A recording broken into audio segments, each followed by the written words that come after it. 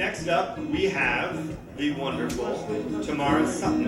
If Tamara Sutton could join me on the stage.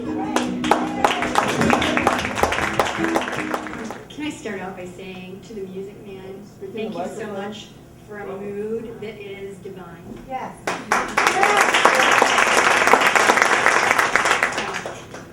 Hi, I'm Tamara. I'm a last-minute stand-in.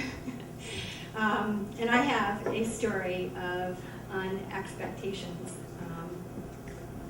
It is 1990, and I have full day, full life. I had stepped away from an executive position at a university that's green and white, a little further north, and had my happy place, and I was enjoying it very much, but I decided to allow others to push the paper around and to spend time with my family. And I had 2 boys at that time, and actually then proceeded to have 3 kids. So in 1990, I have 5, and they're going all different directions from, you name it. They are 3, 5, 7, 16, and 18 at that point.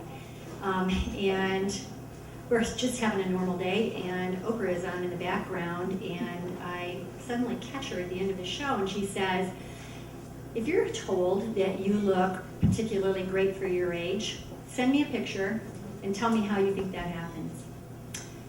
And in 30 minutes, I knew the picture I wanted to send, and in 30 minutes, I jotted, I don't know what, on a note and shoved it into the mail, and off it went, and I forgot about it. A couple of months later, we had an exhausting day hauling kids out of the car. It's bedtime, bath time, all of that. And my son comes out and he says, I just got a phone call for you, but she's going to call back. It's a producer of a show. So I waited for the call. She calls, and Mary Kay Clinton says, we got your letter.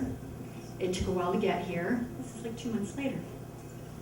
She said, actually, we had a couple of 10,000 responses to our request, but your letter went to the wrong department on the wrong floor in this building, and so they hand-delivered it to us. And we were really impressed by 5 kids, and you look okay, so would you like to be on the show? I said, yeah, I really would. So she said, can you be on a plane at 6 o'clock tomorrow morning? Oh my God. And I looked at my husband, and he gave me the look, and I said, yeah, I'll be there. So, of course, all night long, I'm thinking, oh my God, I got the letter. And I didn't sleep all night long. And I'm thinking for sure, I'm going to get there, and they're going to say, you look awful, what do we pick you for? Anyway, but I did make the flight, and the kids survived. I got there, and here I am sitting on a stage in front of 8 million people, and she posed the question, so how does it happen? How is it that, and I'm on a panel with a 90-year-old woman, a 70-year-old woman, and, down the line. And she said, how did this happen? What's your secret? And I said 2 things. One of them is that it's really, really important to do a constant and perpetual life review of your life. And you can go back to your childhood, your babyhood, your every step of the way, and look at it from their point of view, her point of view, above, below, around, and understand your life better. And I think that from that comes an understanding, and from understanding usually comes happiness. And I said, and the other thing that I do is, when I was pregnant with one of the kids, I wanted to get lotion of some kind so I wouldn't have stretch marks. And I met a woman that said, don't do that, my husband's a vet. Go to the tractor store, and they have cow udder cream there, and use that. It's awesome. So I did. I went and found this stuff, and for a jar like this, it was $2. Not the 25 bucks I was going to pay for the other stuff. And it's full, I read it on the label, it's all vitamins. There was nothing in it that I wouldn't eat. Okay, so I'm talking about cow udder cream on Oprah, and found out as time went on. I got home and everything was great, and people were recognizing me. It was great fun. There was a rampage to every feed store, granary, vet clinic, you name it, people looking for cow udder cream.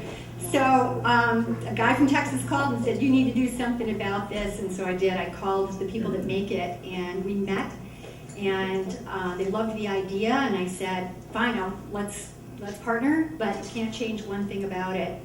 And I went to Las Vegas. I talked to 300 distributors and got them excited, and they're going to produce this, and sell it across the country. And I was sitting at dinner, and somebody that was with the company but was at a different table, and I could hear him saying, "We're not going to use her. We've got our own plans." And the owner's wife is going to do, da da da da da. And he said, "This is so dialed. So yeah, we're not going to have to pay her anything."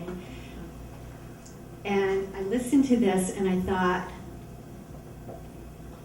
all right then, that's fine by me. So I got home, I settled in, I thought long and hard about it, and I realized that integrity is the most important thing in my life. That's what I want to example to my children. And I had to make a decision. It was very unexpected, but I'm content, and it was the right thing to do, and I'm glad I didn't take that route. So anyway.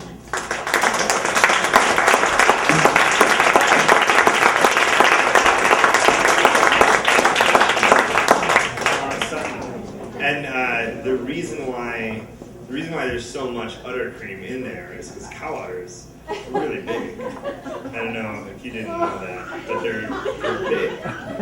So that's why there's so much. Okay, it's a big tub.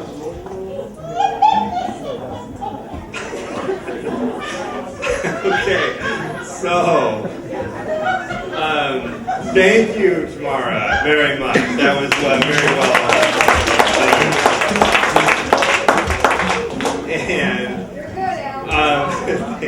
And if our judges could chill out. Team Canada, 9.9 from Team Canada. 8.5 from Team Sarnia, Michigan.